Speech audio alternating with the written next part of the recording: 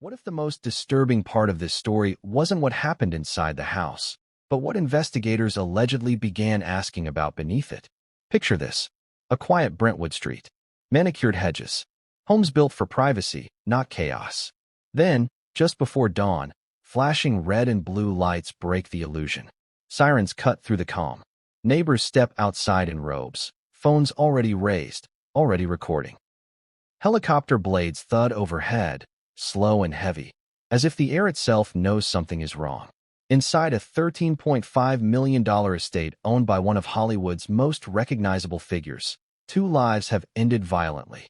A husband, a wife, decades together, a legacy built in public, and now, an ending no one saw coming. Before we continue, please hit the like button, subscribe to the channel, and turn on the notification bell for updates. You've likely seen the headlines. You've likely heard the basics. A shocking double homicide. A son arrested. A daughter who made the call no family ever wants to make. But here's the question almost no one is asking out loud. Why did some of the earliest conversations among investigators reportedly have nothing to do with the guest house and everything to do with parts of the property that were never meant to be seen? Because from the very beginning, this case carried a strange tension. A sense that the public story and the private investigation were not perfectly aligned. And when that happens, it usually means something important is missing. Let's slow this down. Because stories like this don't unravel in headlines. They unravel in contradictions, in pauses during press briefings, in what's said and what's carefully avoided. On paper, the facts seem straightforward. Two people were found dead inside their Brentwood estate. Both had suffered fatal stab wounds. Authorities moved quickly. Within hours, their adult son, who lived in a separate guest house on the property, was arrested and charged with 2 counts of first-degree murder. Case closed, right? Except cases that truly and don't keep resurfacing. They don't generate whispered questions. They don't prompt anonymous sources to hint that there's more. And they certainly don't leave behind statements that feel heavier than they appear at first glance. Because according to reports, it was the couple's daughter who discovered the bodies. She was the one who called authorities. She was the one who had to explain what she saw. And she was also the one who allegedly told police something that would ripple quietly through the investigation. A comment about a dangerous family member. A suggestion that someone should be a suspect. Those words matter. Not because they point fingers, but because they suggest fear. And fear usually comes from context. So ask yourself this. What did she know that made her frame it that way? And why did investigators reportedly begin expanding their focus beyond the most obvious locations on the property? This is where the story starts to bend. Because large estates, especially older ones in Los Angeles, often have histories no one advertises. Renovations layered over renovations. Original features sealed away. Storage areas repurposed. Passageways forgotten. This isn't speculation pulled from thin air. It's architectural reality. Hollywood's golden era homes were designed for privacy long before privacy meant NDAs and security cameras. They were built with staff corridors, service routes, underground storage, wine cellars, utility access points. And sometimes, those spaces blur together over decades. Now here's where things get uncomfortable. According to multiple accounts circulating online and among commentators, investigators did not limit their activity to the main residence or the guest house alone. There were reports, never formally confirmed, but never fully denied either, of attention paid to lesser-known areas of the property. Areas not shown in listing photos. Areas not mentioned in early news coverage. Why? That's the question. Because when police restrict access to certain zones early, it's usually not random. It's procedural. It means something has triggered caution. And once again, caution doesn't always mean discovery. Sometimes it means possibility. Let's talk about the media response for a moment. In high-profile cases like this, information moves fast. Too fast. Outlets rush to be first, not precise. Early narratives harden before full details emerge. And once a story settles into a single framing, son arrested, tragedy explained, everything that doesn't fit gets quietly set aside. Have you noticed how quickly public attention moved away from the property itself? The house became a backdrop. The guest house became the focus. And everything else faded into the background. But investigators don't think like audiences. They don't stop asking questions just because a storyline feels complete. And here's another detail that keeps resurfacing. Some neighbors reportedly described seeing investigators on the property for far longer than expected, even after the initial sweep.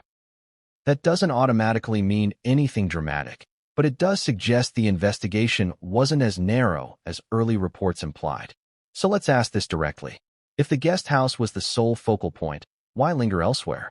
And if the case was as open and shut as it seemed, why did certain details never make it into official statements at all? This is where we need to be careful. There is a difference between facts and questions.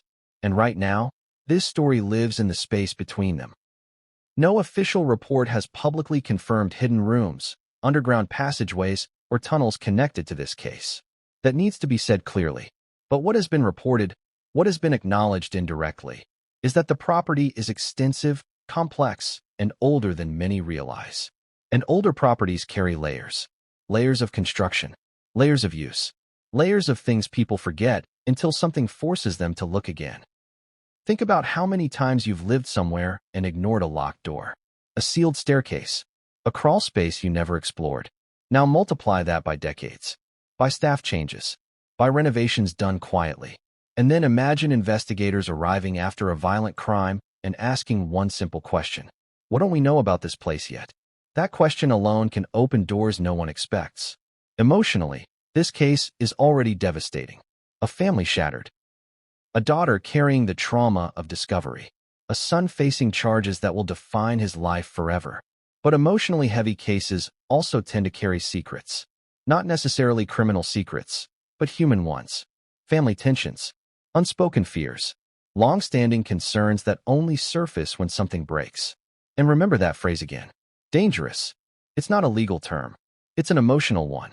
People don't use it lightly. So why did it surface here? Was it fear based on recent behavior? Long-term concern? Something about the environment itself? These are not accusations. They are questions. And questions are where investigations begin. As we move forward, this story is not about proving what happened underground or confirming rumors that have taken on lives of their own online. It's about understanding why those rumors exist at all. Why certain areas of the property were reportedly scrutinized. Why some details faded while others lingered. Why silence filled the gaps where answers should be. And most importantly, why this case refuses to feel finished. Because sometimes, the most unsettling part of a tragedy isn't the crime itself.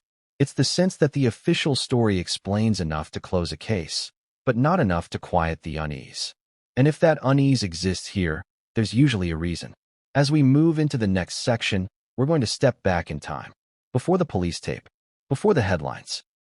Before the night that changed everything. We're going to look at the estate itself. Not as a crime scene, but as a place with a history. Because what investigators allegedly started asking about didn't begin after the crime.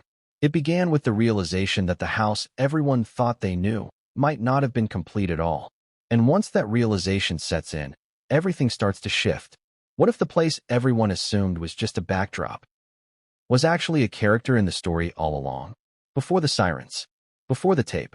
Before the names became headlines. There was just a house. A Brentwood estate tucked behind tall hedges and iron gates. The kind designed to disappear into the neighborhood rather than dominate it. From the street, it looked like countless other high-value properties in Los Angeles. Tasteful, restrained, intentionally quiet. No flashing signs of excess. No obvious spectacle. And that's exactly the point. Homes like this aren't meant to impress strangers. They're meant to keep people out. For years, this property existed in the public imagination as nothing more than a successful filmmaker's private refuge. A place for family gatherings, dinners, quiet mornings, long careers winding down behind closed doors. But that image depends on one assumption. That what you see is what you get. And in Los Angeles, especially in neighborhoods built decades ago, that assumption rarely holds up. Let's talk about what we think we know about the estate. Public real estate listings over the years showed a classic layout. Main residence, manicured grounds, guest house set slightly apart, clean lines, mature landscaping, everything curated to project calm and control. But listings don't tell stories. They don't mention what was sealed off. They don't explain what was renovated away. They don't show you what was deliberately left undocumented. And this property, According to architectural historians familiar with the area, sits on land that has been developed, reworked, and modified multiple times over the decades. That matters, because Brentwood isn't just wealthy. It's old by Los Angeles standards. Many of these estates were built during periods when privacy meant physical separation, when staff moved unseen, when owners valued discretion over transparency, when underground access wasn't a conspiracy, it was practical. Wine storage, utility corridors, security pathways, service routes connecting structures discreetly. None of that is illegal. None of it is sinister. But it does mean that when investigators arrive at a property like this, they don't assume the blueprints tell the full story. They assume the opposite. And here's something most people don't realize. Official floor plans are often incomplete by design. Renovations can erase features on paper without removing them physically. Older passageways can be sealed behind drywall. Access points can be covered during remodels and forgotten over time. If you've ever lived in an old house, you know this feeling. A locked door you never opened. A crawl space you avoided. A staircase that led nowhere obvious. Now imagine that multiplied across acres of land. So when authorities arrived on scene that night, they weren't just stepping into a home. They were stepping into layers. And layers create questions. Neighbors later described the property as unusually quiet, even by Brentwood standards. No frequent parties. No constant foot traffic. No signs of chaos spilling outward. Which makes the sudden eruption of police presence even more jarring. And according to some accounts, the initial activity wasn't chaotic, it was methodical, measured, deliberate, contained. That alone tells us something. Because when investigators believe everything they need is in one obvious place, they move fast and move on. But when they believe a location itself might hold answers, they slow down. They observe. They map. They restrict access. And that's where subtle details begin to matter. Early on, press coverage focused almost entirely on two areas, the main residence and the guest house. The narrative formed quickly. Main house equals tragedy. Guest house equals suspect. Simple, clean, understandable. But the physical reality of the estate didn't conform to that simplicity. Large properties like this aren't binary. They aren't just house and guest house. They include auxiliary structures, storage spaces, utility access points, landscaping features that double as entrances or concealments. Again, not criminal, just architectural. But architecture shapes investigations. And reportedly, investigators spent time understanding how the property functioned as a whole before narrowing their focus. Which brings us to something interesting. If everything that mattered was visible, why did parts of the estate become restricted so quickly? Neighbors noted areas cordoned off that weren't part of the main crime scene.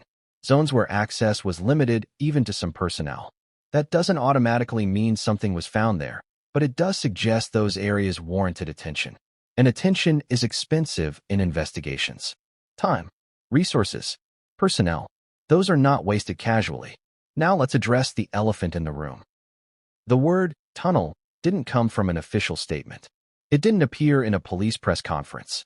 It surfaced later, indirectly, through speculation, commentary, and anonymous chatter. That distinction matters, because speculation fills gaps left by silence. And silence, in high-profile cases, is rarely accidental. Investigators are trained to say as little as possible early on. They avoid confirming or denying details that could compromise an investigation or influence testimony. That leaves space, and space invites theories. But theories don't emerge in a vacuum. They emerge when people sense inconsistency, when timelines feel incomplete, when behavior doesn't match expectations, when the story closes too neatly, too fast. Ask yourself this. Why did the property itself become a subject of conversation at all? In many cases, the location fades into the background. It's a stage, not a participant. But here, the estate lingered in the narrative, even as coverage shifted elsewhere. That suggests unresolved curiosity. And curiosity often traces back to something investigators asked quietly, not something they announced loudly. Consider how police approach complex properties. They don't just look for evidence related to the crime. They look for movement patterns, access routes, visibility lines. Who could go where without being seen? What paths connect spaces discreetly?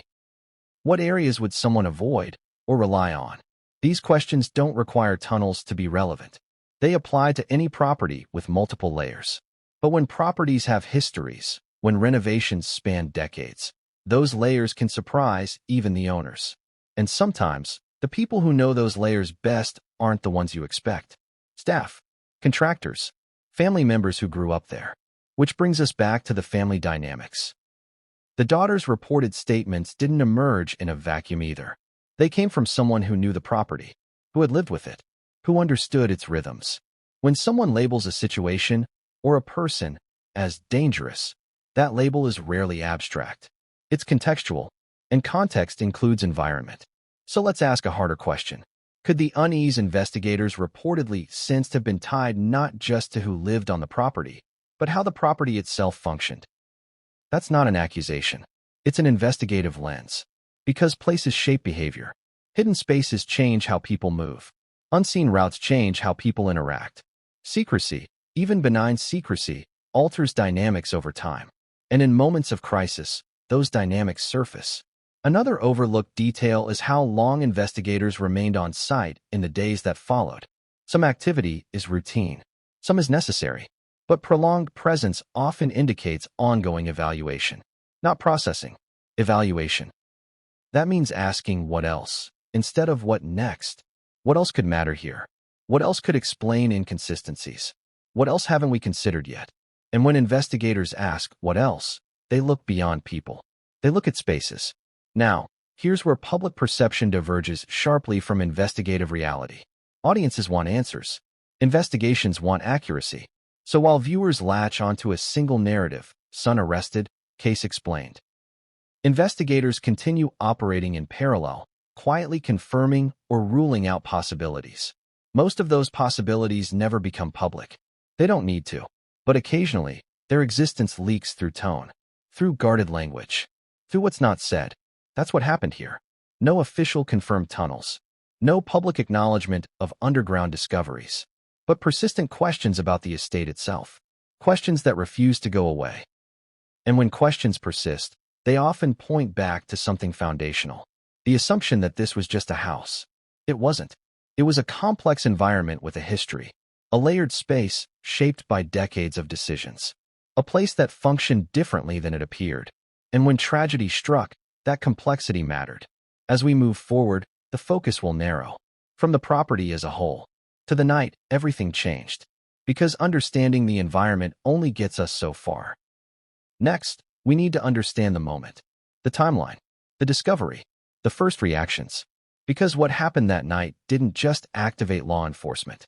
It activated fear. And fear doesn't emerge without reason.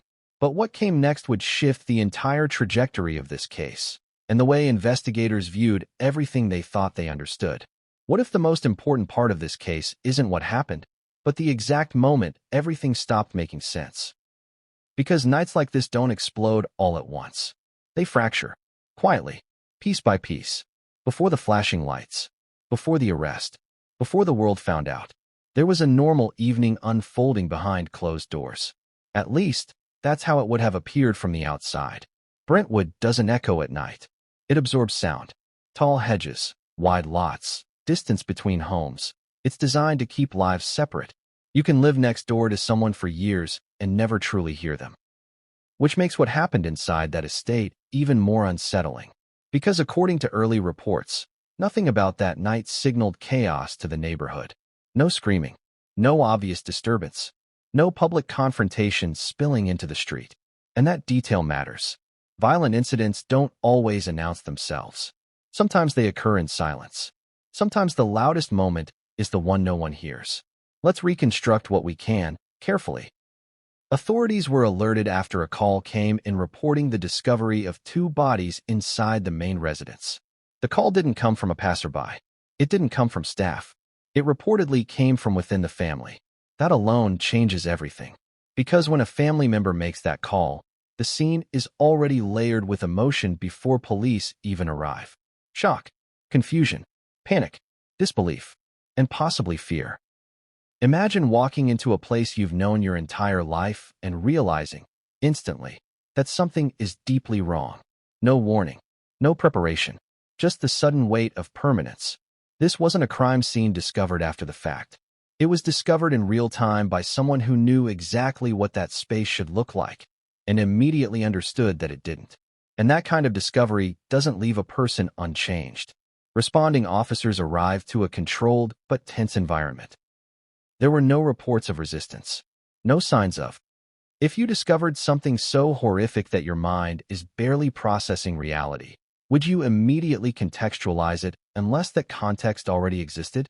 Fear doesn't invent itself in seconds. It accumulates. So what had been accumulating here? Investigators don't dismiss statements like that. They also don't accept them at face value. They log them. They contextualize them. They test them against evidence. Which means that from the very first moments of this case, it wasn't just about what happened. It was about what led up to it. And that's where timelines matter. Who was where that night? Who had access to which parts of the property? Who moved between structures? And when? The estate wasn't a single enclosed space. It was a system. Main residence, guest house, grounds, secondary access points. Understanding movement within that system became crucial. And according to what has been pieced together publicly, authorities quickly narrowed in on the guest house resident. The arrest came swiftly. Charges followed. From the outside, it looked decisive. But decisive action doesn't necessarily mean a narrow investigation. It often means one line of inquiry reached a threshold quickly, while others continued quietly. This is where public perception and investigative reality diverge. Audiences see arrests and assume conclusions. Investigators see arrests as checkpoints. And behind the scenes, the questions didn't stop. In fact, some of them became more pointed. Because once a suspect is identified, the focus shifts from who could have done this to how exactly did this happen. And how requires understanding the environment. Now think about this. If a suspect lived in a separate structure on the property, movement between spaces becomes a central issue. Not just access, but visibility. Who could see whom? Which routes were obvious? Which weren't? And crucially, which routes existed that weren't immediately apparent? This is where speculation begins, but it's rooted in investigative logic, not imagination. Complex properties force investigators to ask uncomfortable questions early. Are there ways to move unseen? Are there paths not captured by cameras? Are there areas someone might assume are inaccessible, but aren't? That doesn't require secret tunnels to matter. It requires blind spots. And blind spots are real. The night itself also raises questions about timing. What time were the victims last seen alive? When was contact lost? How long before discovery? These windows define opportunity. And opportunity isn't just about intent. It's about access. Now consider the emotional state of the person who made the discovery. They weren't expecting to find anything unusual. This wasn't a welfare check prompted by concern. This was a normal visit that turned into something irreversible, which means the shock was immediate. And yet, amid that shock, there was clarity. A reported clarity strong enough to articulate concern about someone specific. That contradiction, shock paired with specificity, is telling, because it suggests that the fear wasn't born in that moment. It existed before. Investigators take note of that. They ask follow-up questions. They probe history. They examine patterns. And patterns don't stop at people. They extend to places. Where did family members typically gather? Which spaces were avoided? Which areas caused discomfort? These questions don't make headlines. They fill notebooks. And they guide where investigators look next. As the night unfolded, the property transitioned from home to crime scene. That shift brings protocol, documentation, control. Access becomes limited. Movement becomes recorded. Time slows down. And yet, according to accounts from those nearby, activity continued longer than expected in certain zones of the estate. Again, this isn't proof of discovery. It's an indicator of attention. Attention is earned. Something prompts it. And here's where the silence becomes deafening. Official statements stayed narrow, focused, precise. They did not expand on auxiliary areas of the property. They did not address questions about structural complexity. That restraint is intentional. Because acknowledging possibilities before confirming facts can compromise a case. But restraint also leaves space. And space gets filled. Online speculation. Whispered theories. Commentators connecting dots that may or may not exist. This is how tunnel entered the conversation, not as a confirmed fact, but as a symbol. a symbol of the unknown, a stand-in for whatever investigators weren't saying. And symbols gain power when answers are scarce. But let's ground ourselves again. At this stage of the night, investigators weren't chasing rumors. They were reconstructing reality. And reality was messy. A family grieving, a suspect in custody, a property that refused to be simple. And one more thing, fear doesn't dissipate after an arrest. If anything, it sharpens. Because once someone is identified, investigators begin testing every assumption they've made so far. Did we miss anything? Did we overlook any space? Did we accept any explanation too quickly? Those questions don't come from doubt. They come from discipline. And disciplined investigations leave no stone unturned, sometimes literally. As dawn approached, the narrative solidified publicly. But internally, it was still fluid. Which brings us to the next phase of this story. The hours after discovery, the immediate arrest, and the subtle shift in investigative focus that followed. Because while the world began processing what it thought it knew, investigators were quietly asking a different question altogether. Not who, but where. And that question would soon take them deeper into the property's history than anyone expected. What if the speed of the arrest didn't mean the case was simple, but that one path reached a conclusion faster than the others? Because when news broke that night, one detail dominated everything else. The arrest came quickly. Too quickly, some would later say. Within hours of the discovery, authorities had identified the Reiner's adult son, who lived in a separate guest house on the property, as the primary suspect. He was taken into custody. Charges followed. First-degree murder. 2 counts. For the public, that was the moment the story snapped into focus. Tragedy. Family. Explanation. It felt complete. But investigations don't stop when an arrest is made. They pivot. And pivots are where things get interesting. Let's talk about that guest house. On paper, it sounds straightforward, a separate living space on the same property. A common feature in estates of this size. Privacy for adult children. Space for extended family. Sometimes housing for staff. But separate is a flexible word. Separate doesn't always mean isolated. It doesn't always mean disconnected. And it certainly doesn't always mean invisible.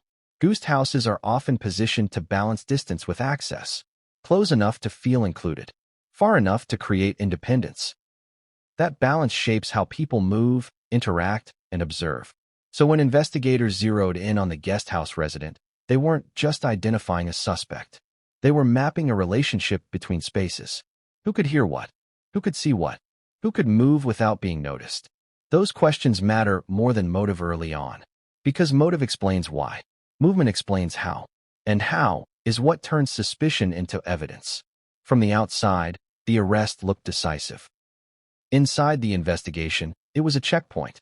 Authorities had a person of interest whose proximity to the victims and access to the property aligned with the timeline they were constructing.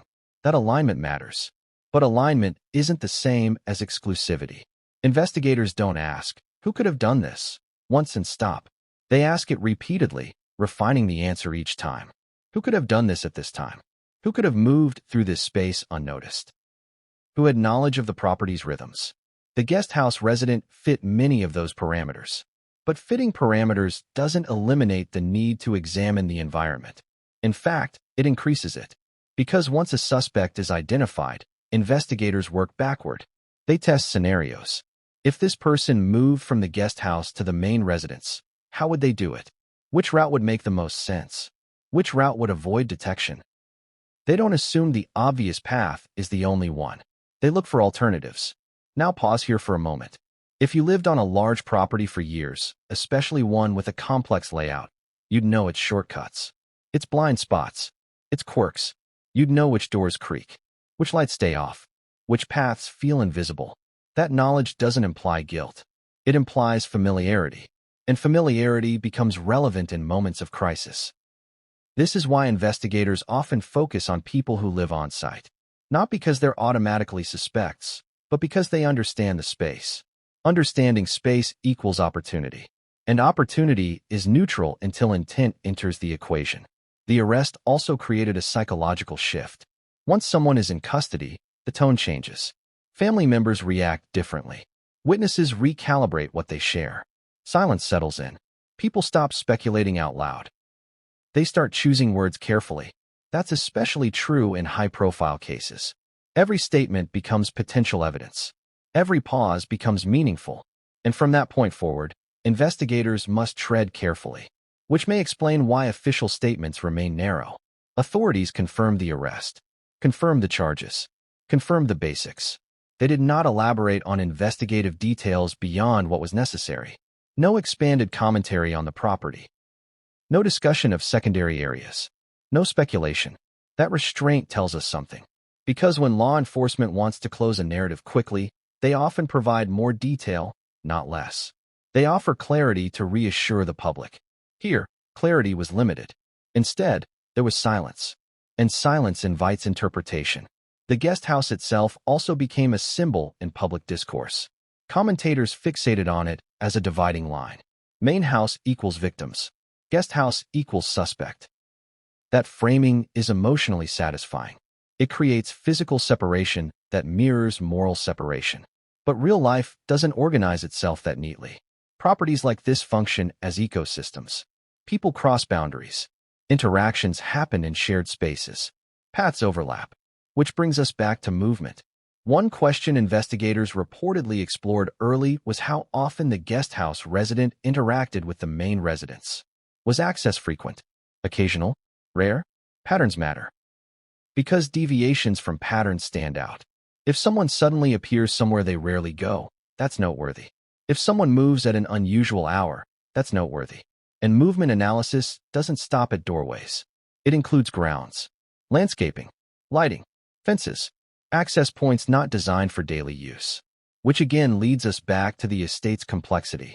The arrest did not eliminate the need to understand how the property functioned. It amplified it. Now let's address another detail that raised eyebrows. The timing of the arrest itself. From a public perspective, it seemed rapid. But rapid doesn't mean rushed. In cases where suspects are already known to authorities and present no immediate flight risk, arrests can occur quickly once probable cause is established. What matters is what happens next. Searches, interviews, reconstruction, and according to reports, investigative activity continued across the property even after the arrest. This is where some observers began asking quiet questions. If the suspect was secured, why maintain such a strong presence elsewhere? Why continue restricting access to parts of the estate? Again, this does not imply discovery of something sensational. It implies thoroughness. But thoroughness has a cost. Investigators don't maintain extended searches unless they believe there's something left to learn. And sometimes, that something isn't evidence, it's confirmation. Confirming that nothing else exists is just as important as finding something, especially in a case already under intense scrutiny. Because missing something, anything, would be catastrophic. The guest house narrative also had emotional consequences. For the family, it reframed everything. Spaces once associated with normalcy became charged. Routes once taken casually became suspect. The property itself became fractured, and fractures reveal stress points.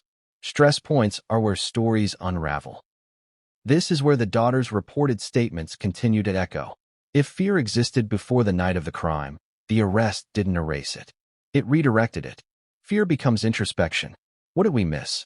What signs were ignored? What spaces felt wrong but were never questioned? These are human responses, not investigative conclusions.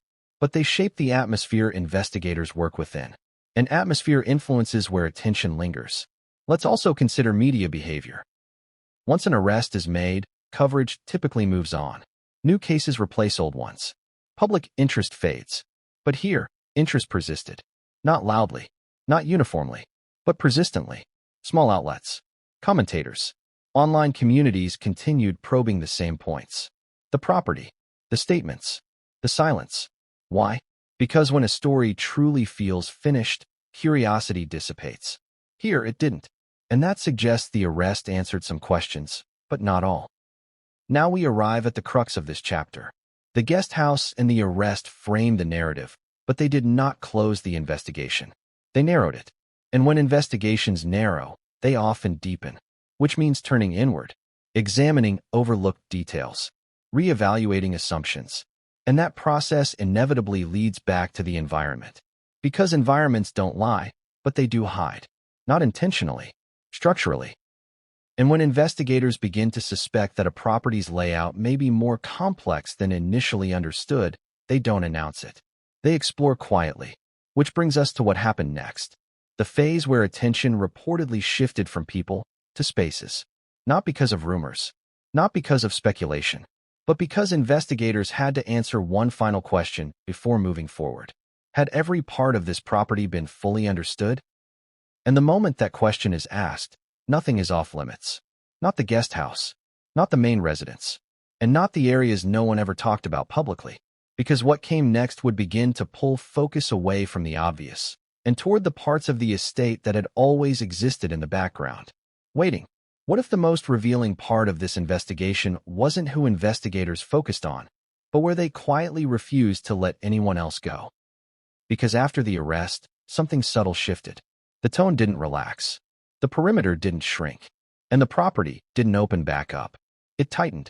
From the outside, the story looked settled. A suspect in custody. Charges filed. A narrative ready to be absorbed and filed away by the public. But on the ground, the estate told a different story. Restricted areas began to matter. And when investigators restrict access, it's never arbitrary. Let's be clear about something from the start. Restricting parts of a crime scene doesn't automatically mean something dramatic was found there. Sometimes it means investigators are ruling things out. Sometimes it means they're preserving the integrity of spaces they haven't fully examined yet. But restriction always signals priority. You don't lock down areas you consider irrelevant. According to multiple accounts from people familiar with the investigation's early stages, access to certain sections of the property remained limited longer than expected. Not just the main residence, not just the guest house, other zones. Zones that didn't appear in early media descriptions. Zones that weren't photographed. Zones that were barely mentioned at all. And that silence is telling. Because high-profile cases usually generate visual saturation. Helicopter shots, drone footage, long-lens photos capturing every angle of a property. Here, those visuals were selective. Some parts of the estate stayed out of frame. Why? Ask yourself a simple question. If everything investigators needed was already in plain sight, why maintain restrictions elsewhere? This is where architectural reality re-enters the story. Large estates evolve over time. They're not static. Owners renovate, expand, modify. Features are added, sealed, repurposed. What once served one function quietly disappears into another. A service corridor becomes storage. A cellar gets walled off. A maintenance access point gets buried under landscaping. None of this is unusual. What's unusual is when investigators start paying attention to it. Because investigators don't chase nostalgia. They chase utility. They ask how spaces are used now, not how they were intended to be used decades ago. And sometimes, the answer is uncomfortable. Let's talk about sealed access points. Anyone who has lived in an older home knows the phenomenon. Doors that don't open anymore. Panels painted over. Hatches disguised as walls. Staircases that lead nowhere obvious. They're remnants of previous lives lived in the same structure. And in high-value properties, those remnants are often preserved rather than demolished. It's cheaper, it's easier, and it keeps things discreet. Now imagine arriving at a property after a violent crime and realizing you don't fully understand its internal logic. That's when investigators slow down. They don't rush to conclusions. They catalog. They measure. They ask questions no one else thought to ask. Which spaces are active? Which are dormant? Which are forgotten? Dormant spaces are especially interesting. Because dormancy creates assumptions. People stop thinking about those areas. They stop monitoring them. They stop incorporating them into daily awareness. And assumption is the enemy of investigation. So investigators challenge it. According to reports circulating among commentators, some areas of the property were evaluated not for evidence, but for access. Could someone move through them without being noticed? Could someone enter or exit without triggering attention? Could someone remain unseen longer than expected? These questions are procedural, not sensational. But procedural questions often get mistaken for dramatic ones. That's how rumors are born. The word tunnel didn't explode into conversation because someone confirmed one existed. It emerged because people sensed that investigators were thinking vertically, not just horizontally. Up, down, behind, beneath. And once that mental shift happens, speculation fills in the blanks. But speculation doesn't come from nothing. It comes from perceived inconsistency. And inconsistency thrives in silence. Now let's examine the phrase sealed access points. Sealed doesn't mean hidden intentionally. It means closed. Sometimes permanently. Sometimes temporarily. Sometimes forgotten. In older estates, sealing happens for countless reasons. Safety, renovation, structural integrity, aesthetic preference. But sealing also creates memory gaps. New owners don't always know what lies behind walls. Staff turnover erases institutional knowledge. Renovations pile on top of renovations until no one remembers the original layout. And that's when investigators become archaeologists. It reframes the story. Now, let's talk about the role of investigators when speculation grows. They don't respond publicly. They don't correct every rumor. They don't engage. They continue working. And working quietly often looks suspicious to those outside. But silence doesn't equal concealment. It equals control. High-profile cases are especially vulnerable to contamination. False narratives can influence witnesses, taint juries, and derail prosecutions. So investigators stay quiet. Even when silence fuels rumors. That's the trade-off. And here, that trade-off was on full display. Restricted areas remained restricted. Details remained withheld. And the public filled the void. But here's the most important point of this chapter. The focus on sealed access points wasn't about uncovering hidden horrors. It was about eliminating doubt. Because doubt is dangerous in court. If defense teams can argue that investigators ignored parts of a property, they create reasonable doubt. So investigators don't ignore anything. They over-examine. They double-check. They make sure that when they present a case, no one can ask, but what about that area? And that's what was happening here. Not drama. Not conspiracy. Procedure. But procedure doesn't make headlines. It leaves impressions. And impressions are powerful.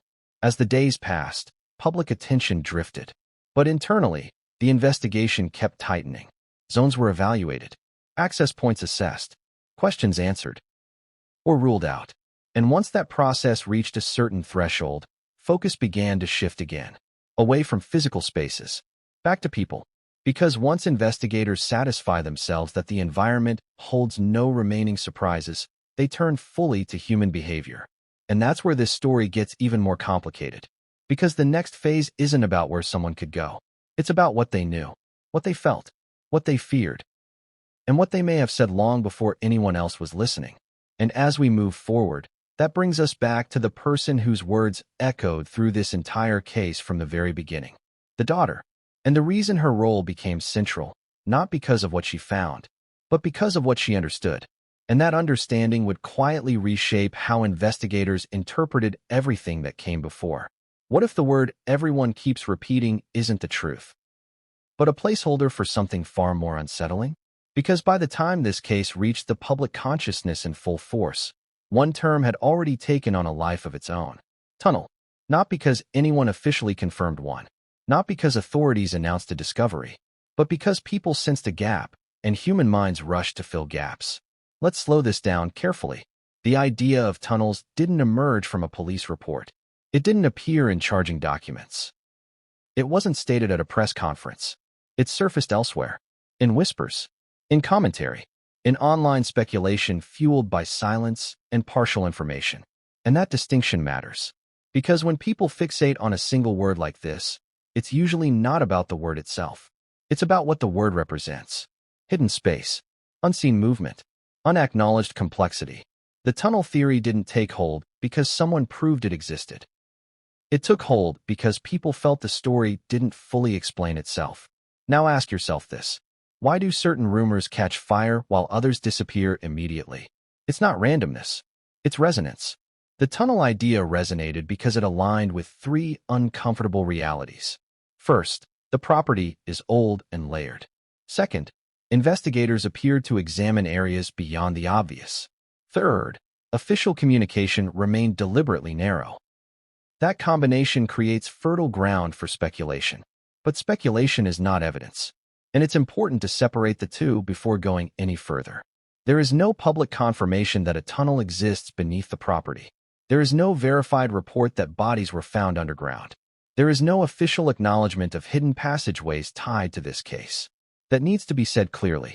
So why are we even talking about this? Because investigators don't investigate rumors, but they do investigate possibilities. And the possibility that a property may contain undocumented or forgotten structural features is not sensational. It's routine, especially in Los Angeles. Let's talk about history. Southern California has a long, strange relationship with underground spaces. Early development relied on subterranean infrastructure for utilities, storage, and movement. Prohibition-era homes sometimes featured hidden corridors. Mid-century estates prioritized discreet access for staff and security. None of that implies criminal use. It implies architectural choice. And many of those choices were never meant to be permanent secrets. They were conveniences that outlived their purpose. Over time, they get sealed, covered, ignored, until something forces people to look again. Now consider the psychology of investigators. They're trained not to assume absence. They assume ignorance. Meaning, if something hasn't been documented clearly, it may still exist. So they ask, they verify, they confirm or rule out.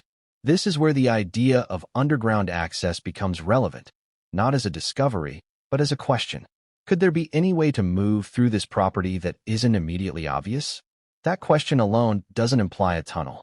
It implies diligence. But the public doesn't hear the question. They hear the rumor. And rumors evolve.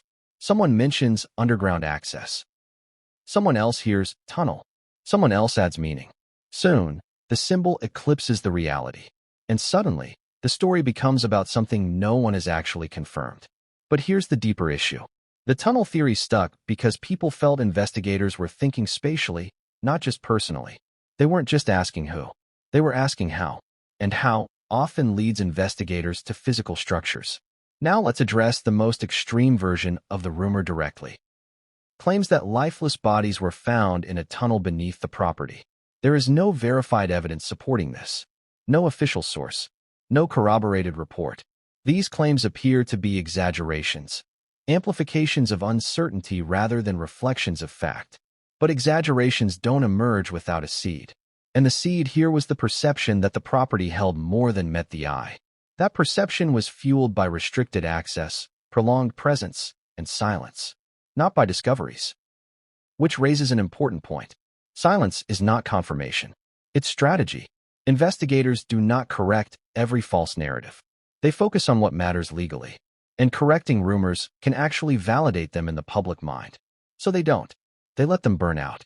Unless the rumors threaten the integrity of the case. Then they intervene. Here, they didn't. Which suggests the rumors, while dramatic, didn't intersect meaningfully with the evidence. But they did intersect with public curiosity. And curiosity doesn't care about legal relevance. It cares about coherence. People want stories that make sense emotionally. A double homicide inside a private estate is emotionally incoherent on its own. It creates cognitive dissonance. How could this happen here? How could no one notice? How could something so violent exist alongside such normalcy? So people reach for explanations that restore narrative balance. Hidden spaces. Secret routes. Unseen depths. The tunnel theory became a metaphor, not for what was found, but for what people felt was missing. Now let's return to investigative reality. When investigators examine the possibility of underground features, they do so methodically. They consult records. They inspect structural anomalies. They speak to contractors and architects. Most of the time, the answer is simple. Yes, something existed once, but it's sealed and irrelevant. Or no, there's nothing there. And that conclusion doesn't merit a press release. It just closes a line of inquiry. That's likely what happened here. A question asked, an answer obtained, a rumor left behind. But because the public never hears the answer, the question lingers. And lingers grow teeth. Another factor that fueled the tunnel theory was the dramatic contrast between what was known and what wasn't. We know who was arrested. We know what charges were filed. We know where the victims were found. But we don't know the internal discussions. We don't know which possibilities were ruled out early. We don't know what investigators considered and dismissed. That unknown space invites imagination. And imagination is rarely restrained. But here's something important to understand. Investigators don't need tunnels to explain movement. They need blind spots. And blind spots exist in almost every large property. Trees block sight lines. Structures create shadows. Time creates invisibility. Someone doesn't need to go underground to go unnoticed. They just need to know where not to go. Which brings us back to familiarity. People who live on a property understand its rhythms. When lights go off, when doors stay locked, when paths are empty, that knowledge is far more powerful than any hidden passageway. So if investigators were concerned about unseen movement, they didn't need tunnels to be relevant. They needed patterns. Patterns of behavior. Patterns of access. Patterns of avoidance. That's what they examined. The tunnel theory, then, is less about architecture and more about anxiety. Anxiety about what might have been missed. Anxiety about what could exist beneath the surface, literally or figuratively. And anxiety thrives when stories don't feel finished. Now consider how this rumor impacted the family. Imagine grieving while the internet speculates wildly about your home, about hidden horrors, about secrets beneath your feet. That's not just painful. It's destabilizing. And that destabilization feeds back into silence. Families withdraw. Lawyers advise restraint. Statements dry up, which in turn deepens speculation. It's a vicious cycle. But here's the key takeaway of this chapter. The tunnel theory didn't emerge because something extraordinary was confirmed. It emerged because something ordinary was incomplete. The investigation asked questions the public never heard answers to. And humans hate unanswered questions, so they invent answers. But investigators don't. They close loops quietly. And once they close them, they move on. Which is exactly what appears to have happened here. The focus shifted again. Away from space. Away from structure. Away from speculative architecture. Back to people. Because once investigators satisfy themselves that the environment holds no remaining mysteries, they turn fully toward psychology. Toward relationships. Toward history. Toward warning signs that existed long before the night of the crime. And that brings us back to the one person whose perspective seemed to frame this case from the very beginning. The daughter, not as a suspect, not as a cause, but as a witness to something deeper. A pattern, a concern, a fear that didn't originate in a single night. And as investigators began focusing more closely on her statements, the story shifted again. From how someone moved through the property, to why someone might have been feared long before the lights ever went out. And that shift would prove far more consequential than any rumor ever could. What if the most important thing investigators dealt with was never meant to be announced at all? Because not every step in an investigation is designed for public consumption. Some are handled quietly, deliberately, and without explanation. And when that happens, what people don't hear becomes just as important as what they do. By this point, the headlines had settled into a familiar rhythm. Arrest made. Charges filed. Case moving forward. To the outside world, the story appeared to be transitioning from shock to process, from chaos to courtrooms, from questions to procedure. But behind the scenes, investigators were still doing something that never shows up in press releases. They were checking their work. And that process, methodical, repetitive, and intentionally invisible, is where rumors often mistake caution for revelation. Let's talk about what discovery really means in an investigation. In movies, discovery is dramatic. A hidden door swings open. A shocking reveal sends everyone reeling. Cameras zoom in. Music swells. In real life, discovery is usually quiet. It's a clipboard, a flashlight, a second look at something already seen once. It's realizing that a detail doesn't quite fit and going back to it again. According to people familiar with how cases like this unfold, investigators often revisit areas not because they expect to find something new, but because they need to confirm that nothing was missed the first time. Confirmation doesn't make headlines, but it makes cases airtight. And that distinction is crucial here, because some of the most persistent speculation surrounding this case stems from a misunderstanding of investigative behavior. Extended time in one area does not equal a shocking find. It often equals thorough elimination. Investigators don't announce eliminated possibilities. They simply move on. But to observers, especially in high-profile cases, movement without explanation looks suspicious. Why are they still there? Why are they looking again? Why haven't they said anything? Those questions fuel theories. And theories, once they circulate, tend to harden into assumed truths. This is where the idea of an unreported discovery began to take shape. Not because anyone confirmed one existed, but because people noticed that certain investigative steps weren't publicly narrated. and silence is a blank canvas. Now, let's examine what was and wasn't communicated officially. Authorities confirmed the deaths. They confirmed the arrest. They confirmed the charges. They did not offer a detailed breakdown of the property search. They did not discuss which areas were ruled out. They did not explain how they evaluated the estate's full layout. That's not unusual. In fact, it's standard, because releasing that level of detail early can compromise a prosecution. It gives defense teams insight into what investigators considered and what they may have dismissed. So investigators keep those discussions internal. But the public doesn't think like prosecutors. The public thinks narratively. They expect a beginning, middle, and end.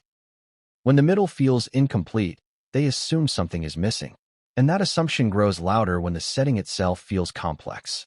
Let's return to the property. Large estates create investigative challenges not because they're mysterious, but because they're expansive. Every square foot is a variable. Every structure is a possibility. Every access point needs to be accounted for. That takes time. And time, in the public eye, reads as uncertainty. So when observers noticed investigators revisiting certain areas, checking measurements, examining access points, consulting documents, they interpreted it as discovery rather than diligence. This is where rumor becomes narrative. Someone notices repeated activity. Someone else assumes it means something was found. Someone else fills in the blanks. And suddenly, an alleged discovery exists in the public imagination. But imagination doesn't distinguish between confirmation and process. Now let's talk about why investigators might deliberately avoid publicizing certain findings even if they're significant procedurally. Because not all findings are evidentiary. Some findings simply clarify context. For example, determining that a space exists but wasn't used. Confirming that an access point was sealed long ago. Establishing that certain routes were inaccessible during the relevant time frame. These are important conclusions, but they don't advance charges. So they stay internal. Yet to the outside world, the absence of disclosure feels like concealment. And concealment feels sinister, even when it's not. This is one of the great tensions in modern investigations. Transparency reassures the public. Silence protects the case. And here, protection clearly took priority. Which tells us something. Investigators believed the case would face scrutiny. They anticipated aggressive legal challenges. They prepared accordingly. That means they couldn't afford loose ends. So every possibility, no matter how unlikely, had to be examined and either confirmed or dismissed. That includes physical space. Now, consider how this interacts with the emotional state of the family. Grief doesn't pause for procedure. Shock doesn't wait for clarification. Family members often experience investigations as invasive, even when they're necessary. Every question feels personal. Every revisit feels accusatory. Every sealed-off area feels like a reminder that nothing is normal anymore. So silence serves a dual purpose. It protects the case, and it shields the family from constant speculation, at least in theory. But in practice, speculation leaks anyway. And once it does, it rarely stops. This is where the idea of something not in the press release took hold. Not because journalists uncovered a secret, but because the official narrative felt too narrow for the scope of the investigation people sensed was happening. The mismatch created discomfort. And discomfort demands resolution. People want to know what investigators know, even when investigators are legally prohibited from sharing it. That frustration turns into suspicion, and suspicion seeks explanation. But here's the hard truth. Most investigations contain dozens of discoveries that never see daylight. Discoveries that don't change charges. Discoveries that don't alter timelines. Discoveries that simply confirm assumptions. They're part of the process. But the public rarely sees process. They see outcomes. So when process continues after outcomes appear settled, confusion follows. That's what happened here. The arrest gave the impression of finality. The continued investigative activity contradicted it. That contradiction didn't mean something was wrong. It meant something was thorough. But thoroughness doesn't comfort people the way closure does. Now let's examine another layer. Legal strategy. Once charges are filed, prosecutors and investigators work in tandem to build a narrative that can withstand cross-examination. That narrative must be clean. Any ambiguity becomes ammunition. So investigators are especially careful about how much they reveal early on. They avoid public speculation about alternative scenarios, even if they've ruled them out internally. Because once something is mentioned publicly, it can't be unheard. Defense teams will latch onto it. So silence isn't avoidance. It's discipline. Which brings us to a critical point. If investigators had found something that fundamentally altered the case, the legal posture would have shifted. Charges might have changed. Timelines might have expanded. Public statements would have adjusted. None of that happened. That strongly suggests that whatever investigative steps occurred after the arrest were confirmatory, not transformative. Important, but not case-altering. And yet, because the public never saw that confirmation, imagination filled the void. This is where phrases like, "they found something they're not telling us," gain traction. But that phrase misunderstands the nature of investigations.